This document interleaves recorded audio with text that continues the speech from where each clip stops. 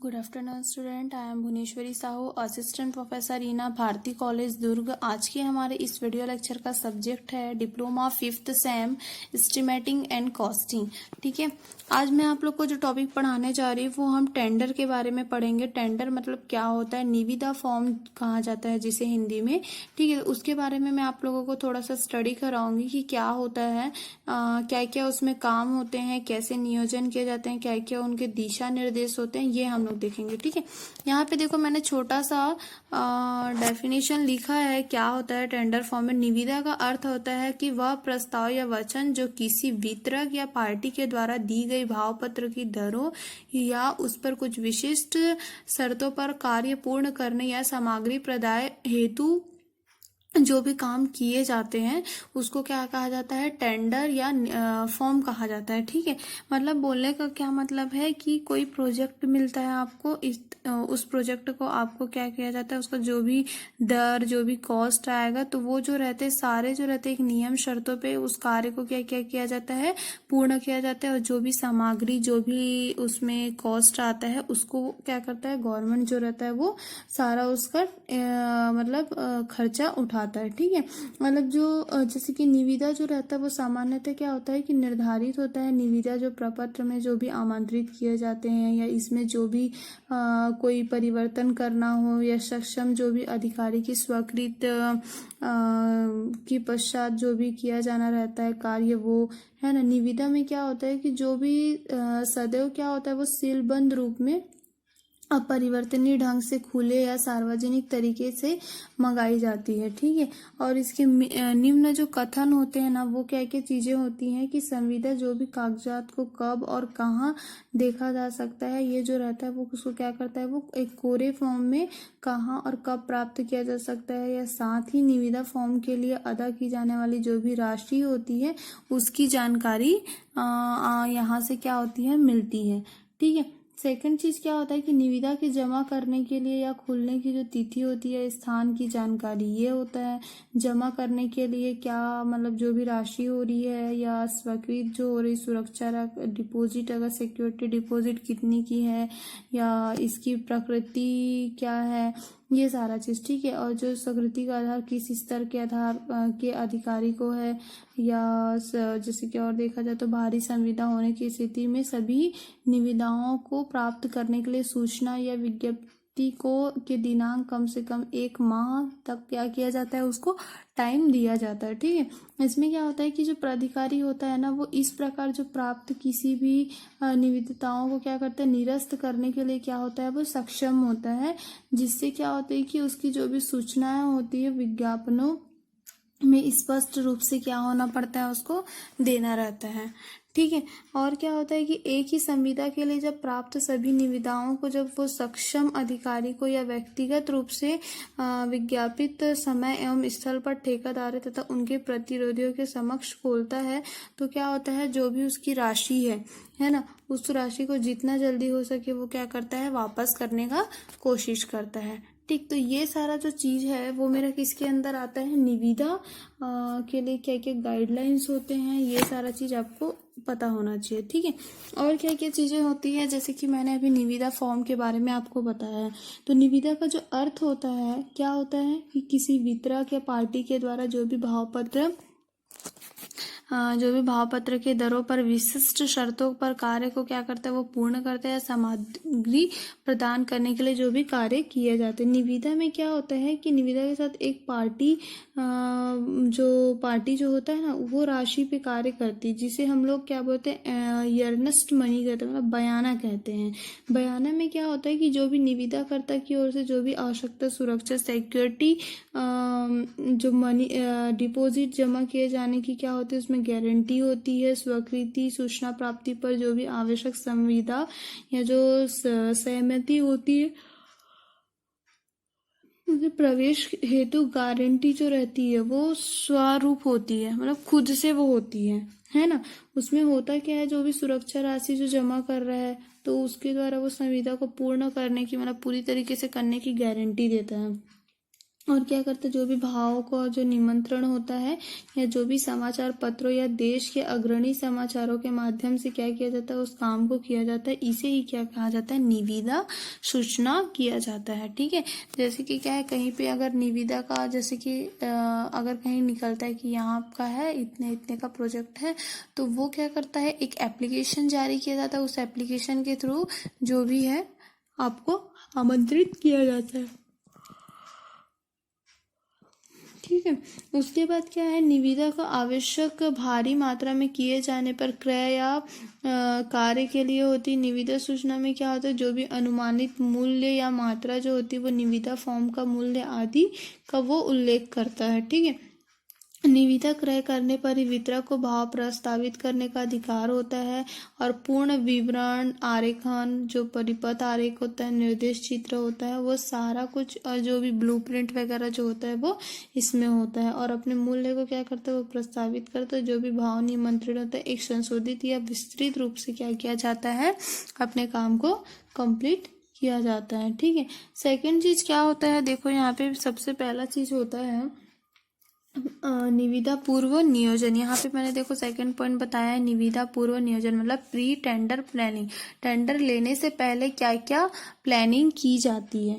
ठीक है, तो यह इसमें क्या होता है, ठेकेदार जो होता है ना, निविदा देने के पूर्व जो भी वितरक प्रदाय का जो भी ठेकेदार होता है, उसको क्या होता है, इन बातों का ध्यान रखकर अध्ययन करना जरूरी होता है। मतलब क्या क्या चीजें, कि विस्तार पूर्वक आरेखन होना चाहिए, जो भी है विस्तृत में होना चाहिए, जो भी उसका विशिष्ट विवरण है ना, हर चीज उसे अच्छे से मतलब होना चाहिए, ऐसे नहीं शॉर्टकट हो गया।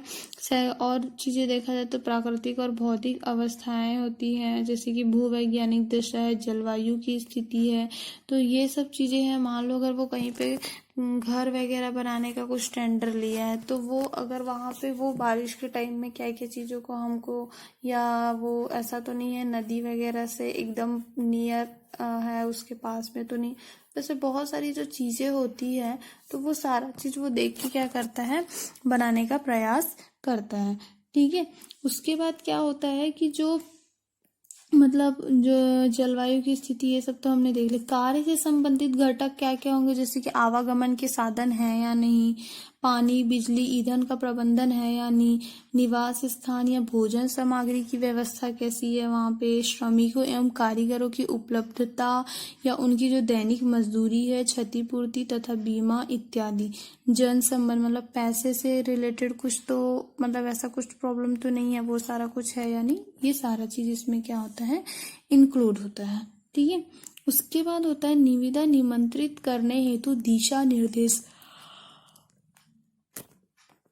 तो वो चीज मैंने आप लोगों को बता दी है। ठीक है, क्या क्या दिशा निर्देश होता है अभी जो मैंने बताया। इसके बाद हम लोग थर्ड पॉइंट है निविदा निमंत्रित करने हेतु दिशा निर्देश, ये तो मैंने बता दिया। उसके बाद आता है निविदा सूचना।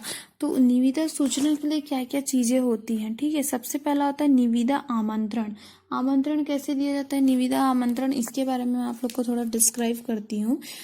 जैसे कि जैसे एक शक्ति ट्रांसफॉर्मर है ना, प्रदाय हेतु आपने मुहरबंद निविदा फॉर्म सी निम्नानुसार मध्य प्रदेश जबलपुर के नाम से आपने इतना ग्रिड उपकेंद्र के संस्थापन के लिए आमंत्रित किया। ठीक है, तो एक लेटर बनेगा उसमें।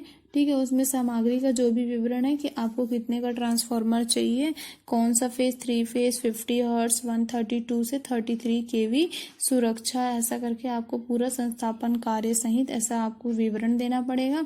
उसकी क्वांटिटी बतानी पड़ेगी, मात्रा कितना होगा, 25 लाख की होगी, क्रय की अनुमानित जो लागत होगी वो कितने की होगी, है ना, 20.6 लाख। जैसे कि मान लो एग्जाम्पल बयाने की राशि, तो बयाने की राशि जैसे मैंने 5000 दे दिया है। निविदा प्रपत्र का मूल्य कितना है, 50। कार्य पूर्ण करने पर संभावित तिथि कितना है, पंजीकृत ठेके द्वारा श्रेणी का जो निविदा पात्र है वो क्या है, या निविदा खुलने की तिथि क्या है। तो ये सारा चीज क्या होगा, उसके अंदर आएगा। ठीक है, उसके बाद तो ये जो रहेगा मेरा एक तरीके से क्या होगा, किसी भी निविदा के आमंत्रण के लिए पत्र होता है। ठीक, सेकंड चीज होता है विशेष ध्यान हेतु। विशेष ध्यान मतलब क्या क्या चीजें हमको ध्यान रखना चाहिए, कि जो भी ठेकेदार के उपरोक्त जो तालिका होती है, जैसे कॉलम 8 द्वारा दर्शाया है उसने, तो उसमें क्या दर्शाया है उसने, कि मुख्य अभियंता मध्य प्रदेश मंडल बिलासपुर से एक AS1 AS2 वर्ग में क्या करते हैं, उसको डिवाइड कर देते हैं। ऐसे करके AS5 श्रेणी तक वो क्या होता है, पंजीकृत किया जाता है उससे, जिससे क्या होता है, जो प्रस्तुत करने की जो पात्रता होती है उस चीज को बताई जाती है। ठीक है, ठेकेदारों में जो भी मतलब राज्य के द्वारा जो भी काम होता है या वित्तीय स्तर पर जो भी 50 लाख का हो या जो भी प्राप्त होता है, तो ये सारा चीज क्या आता है, इसके अंदर आता है। ठीक है, और निविदा जो भी स्वीकृत होने से पूर्व या उसके प्रस्तुत करने की दिनांक से ही होती है, और जो भी माह के अंदर दोनों में क्या होता है, अवधि पहले आ जाती है। और मध्य प्रदेश मतलब जो मंडल जो होता है उसमें ऐसा ना करने से राशि को क्या करता है, राजसात निविदा निरस्त मानी जाती है। ठीक है, तो ये सारी चीजें मतलब होता क्या है मेन इसमें कि जो भी प्रार्थना पत्र या जो सत्य प्रतिलिपि होती है वो क्या होता है, इस निविदा के अंदर किया जाता है। उसके बाद दस्तावेजों का क्रय, यहाँ पे थर्ड पॉइंट क्या है, दस्तावेजों का क्रय कैसे होगा। जो भी संभागीय मतलब कि अभियंता जो होगा है ना, वो क्या करेगा, जहाँ से भी है मध्य प्रदेश से, तो परीक्षण करेगा, अभिक्षण अभियंता परीक्षण करेगा, मुख्य अभियंता परीक्षण करेगा। तो ऐसे करके वो क्या करेगा, जैसे मान लो डेट दे दी है, तो इस दिन में किसी भी दिन कार्यालयीन समय में क्या होगा, प्रपत्र का जो मूल्य होगा ना, वो क्या करेगा, वो अग्रिम जमा करवा के प्राप्त करने की कोशिश करेगा, जो कि वापस दे नहीं होगा। वो जो अमाउंट जमा करवाएगा वो क्या करवाएगा, वो वापस नहीं करवाएगा किसी भी तरीके से। आपको उतने का उतना अमाउंट आपको करना पड़ेगा। ठीक है, देना पड़ेगा, मतलब देने के बाद आपको वो किसी तरीके से वापसी नहीं किया जाएगा। ठीक, ये चीज हुई। उसके बाद क्या होगा कि जैसे वांछनीय होगा कि इच्छुक जो भी ठेकेदार निविदा में होंगे तो स्वयं वो उपस्थित होकर क्या करेगा, प्राप्त करेगा, और जिसमें से निविदा प्रपत्र पहुंचने में विलंब या गुम हो जाने पर संभावना न रहे, तो जिसके लिए विभाग जिम्मेदार नहीं होता है। मान लो जैसे उसने प्रपत्र दिया तो या तो लेट होने पे या कहीं घूम जाता है, तो उसके लिए मतलब जो भी वो रहेगा वो क्या नहीं होगा, कोई किसी भी तरीके का वो जिम्मेदार नहीं होगा। डाक द्वारा निविदा मंगाने पर 80.00 सेट अतिरिक्त राशि भेजनी पड़ती है। ठीक है, तो ये सारा चीज आपको क्या होना चाहिए, पता होना चाहिए। उसके बाद है फोर्थ पॉइंट आपका क्रय कार्य के विवरण की जानकारी।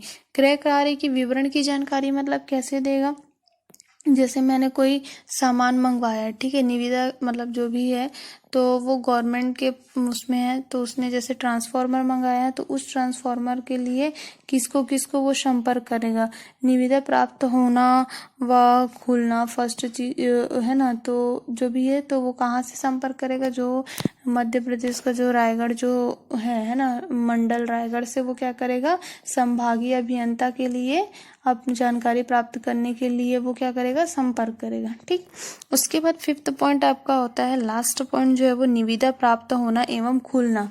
क्या होगा इसमें, निविदा प्राप्त होना या खुलना मतलब जो है कि संभागीय जो भी अभियंता है ना, तो वो अधीक्षण अभियंता होगा, मुख्य अभियंता होगा, तो इसमें क्या होगा, 3 बजे तक वो क्या करेगा, प्रस्तुत करेगा, और उसके पश्चात प्राप्त जो भी वो होगा तो उस दिन क्या करेगा, वो इच्छित ठेकेदार या प्रतिनिधियों के समक्ष संबंधित जो भी कार्यालय खोली जाएगी उसमें वो क्या करेगा, विलंब से प्राप्त निविदाएं बिना खोले ही सारा काम करेगा। ठीक है, बयाने की राशि क्या होगा, सक्षम अधिकारी क्या होगा, सामग्री की मात्रा होती है, तो ये सारा चीज जो रहता है वो क्या होता है, इसमें होता है। बयाने की राशि में क्या होता है कि कोई भी अगर निविदा जो है तो वो अपने धरोहर राशि की जो भी उपरोक्त कंडिका 1 में तालिका कॉलम 5 में उल्लेखित होता है, स्थानीय बैंक से क्या करेगा, वो निर्धारित प्रपत्र या संभागीय अभियंता मंडल रायगढ़ के नाम पे वो निविदा को खुलवाने की जो तिथि होगी वो 6 माह की होगी, है ना। सक्षम मतलब देखा जाए तो क्या होगा इसमें कि जो भी फर्म या महाप्रबंधक जो होता है तो वो व्यक्ति जो रहता है वो संहित हस्ताक्षर कर सकता है, और सामग्री की जो मात्रा होगी, ट्रांसफार्मर अगर अनुमतित है या नहीं है उस चीज को ध्यान में रखेगा। परिवहन क्षति क्या है, मान लो परिवहन के दौरान किसी तरीके का क्षति होता है तो उसके लिए वो जिम्मेदार नहीं होगा, वो दारी जो वो खुद पे होगा। तो ऐसे करके एक क्या होता है, जो भी टेंडर के लिए जो फॉर्म होता है, ये सारे प्रोसीजर उसमें क्या किए जाते हैं, अप्लाई किए जाते हैं। ठीक है, अगर आपको पूछा जाएगा टेंडर फॉर्म के बारे में तो आपको ये सारा कुछ बताना पड़ेगा।